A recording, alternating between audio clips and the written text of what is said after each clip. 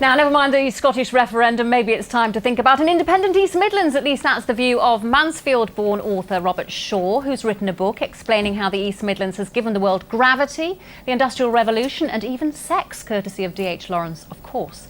We asked Robert to outline his vision of how an independent East Midlands would look. Swarkston Bridge, Derbyshire. It's lovely, isn't it? This is the southernmost point that a Scottish army has ever come in England. Legend has it that Bonnie Prince Charlie got here, took one look at the East Midlanders and the English army and knew that there was no way he was ever going to get past. But you know, like Scotland, the East Midlands doesn't always get the recognition it deserves at a national or international level. And that's made me think, might it be worth the East Midlands going for independence? An independent Kingdom of the East Midlands. Sounds good, doesn't it? But why would we want to be independent? And who are we anyway? Most people, and that includes most East Midlanders, don't really know. Listen to this. This is from a tourist board survey made by the East Midlands Tourist Board, which doesn't exist anymore, from a few years ago. Respondents summed up the East Midlands as follows. Industrial, built up, heavily populated, busy, no countryside, uninteresting, nothing there, not touristy, unromantic. It's obviously not true. But why do people have this idea about us? And how can we change it? The first thing we'd do, of course, is take control of the M1. Charge a toll at either end, bring the country to its knees and make a fortune. Although we're the Midlands, and therefore by definition midland, we need a coastline. So let's make a grab for Skegness. That way we'd have an excellent source of fish, so we'd be a healthy nation, and also there would be somewhere to go on holiday. A week's holiday in Skegness every summer. That would be obligatory, by the way. And how about jobs? We've got everything an independent nation needs, you know. We've got vast mineral resources for a start. We could reopen the pits. And I bet you didn't know this. North Nottinghamshire is rich in oil and shale gas across the whole of the East Midlands. Let's get fracking. And how about reopening all the knitwear factories? There was a time, you know, when nobody in England had anything to wear but for the clothing we made. There are some great candidates for head of state too. From Derbyshire we could have Robert Lindsay. From Leicestershire, Gary Lineker, King Gary. And from Nottinghamshire, Rebecca Adlington, Queen Rebecca. As for the vexed issue of currency, we wouldn't bother with the pound or the euro. Instead, we'd revive the medieval ducat, but we'd give it a local twist. We call it the duck. How about that, my duck? And of course, we'd need a proper national flag. Now, what's really distinctive about the Midlands is that it's in the middle. So I thought we could have a design that was all middle and no edges. I don't know how it would look, but we'll work it out. As for national dress, that's easy. So there you have it. Politically, economically, culturally, the East Midlands already has everything it needs to be its own country.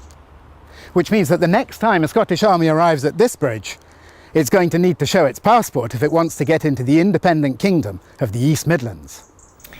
Robert Shaw, tongue firmly in cheek, I suspect, as am I. But of course, there is a serious side to this debate.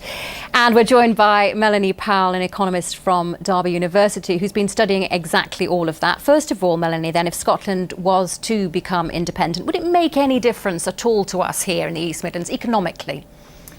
Well, there are two elements of it. The first is the short term and the uncertainty involved in just getting to the vote. I mean, even in the next week, we could see a change in shares. We've already seen that happen. The more likely the yes vote, then we see shares depressed. So companies that are trading with Scotland could see a short-term problem there. There may be an effect on sterling, a further depreciation, which of course, can affect exporting companies beneficially, but companies that are importing, their costs can rise. We've seen that already, haven't we, with sterling this week? But that might fade out once the vote happens. But the problem with uncertainty for all businesses is that you have to deal with it. And even if there's a no vote, there's still uncertainty. With a yes vote, there'll be a huge shift in uncertainty. Would things change if there was a no vote?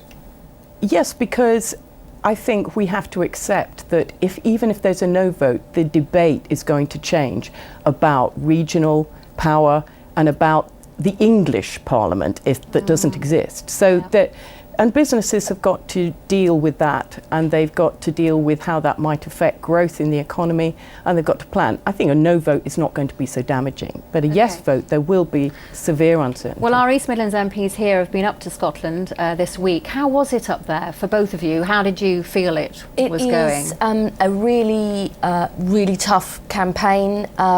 People are very engaged. Everybody knows it's happening. People are all talking about the arguments. It's very different from when you go door knocking here. People feel very passionately about it, then they want to engage, and I think, politically that's a good thing, but it's going to go right up to the wire, and I certainly know that myself and my other colleagues, Labour colleagues, will be fighting every step of the way to keep the union. Andrew, what was your feeling? I felt that it's all polarising. It is becoming slightly aggressive in parts between the yes and the no campaigners. It is a bit of a civil war, and they can be quite bloody, as we know from history. What does it mean for your constituents? Do you think they're engaged with it? I mean, not as much maybe as the Scots are, but... I don't think, but there will come a point where obviously there is going to be a big debate. I hope and I believe there will be a no vote, but then there will be a debate about further devolution of powers and controls throughout the rest of the United Kingdom, and I think that's right. I think people feel that they want to have more of a say and more control over their lives.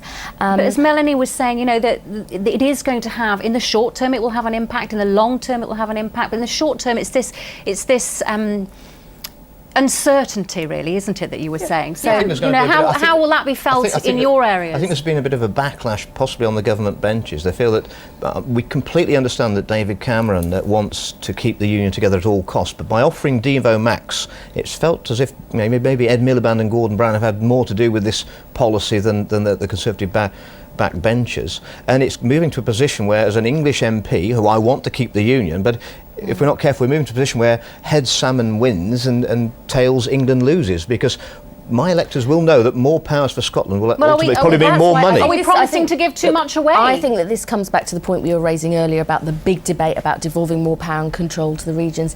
I would say there's not just this risk and uncertainty, there's also the risk and uncertainty of a referendum on our membership of the European Union, which companies and businesses are very concerned about. Let's get this referendum. I know, but I think that I want to raise that point. No, I understand. Because I understand that the Conservatives don't like the risk and uncertainty of Scottish independence, but they don't understand it's the same issue on the European referendum. I think the uncertainty might carry on, because I think if it's as we probably think now, maybe hopefully a no vote, but only a small one, I don't think that'll get the question completely off the table. It will. This is the decision on I don't think Mr. Salmon will let go of it. Okay, well, let's ask Melanie. Hearing this, Melanie, are we being complacent about the prospect of a yes vote? Should local businesses and local politicians here in the East Midlands have a plan ready?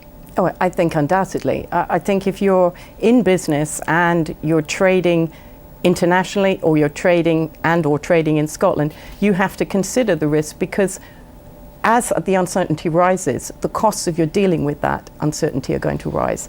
You have to have a strategic plan, and you need to have something in place. And you might, for example, if you're buying strawberries from Scotland, you might think, well... Which are lovely, by the way. They are lovely indeed, and we'd love to keep buying them. But if that's in your business value chain, you have to ask the question, well, if there is a yes vote, will it be certain that Scotland will stay in the euro? Okay, with your knowledge. In the European Union. And if they're not, then maybe we'd be better off planning for 2 years down the line to buy from Spain. Okay, well, so with your knowledge of how people behave in these elections, and voting with their views on the economy, which way do you think it'll go? Ooh, that's a tough question. I know. We were talking a bit earlier about this. The psychology of economic decision making says there are a couple of major factors. The first is most people are risk averse. They have a choice. Which way do you think it'll go? Well, they have a choice between the certainty of what they know now and the uncertainty of the future. And I think when you get to the vote box, a lot of people will shift towards the no. Okay, Melanie, thank you very much indeed.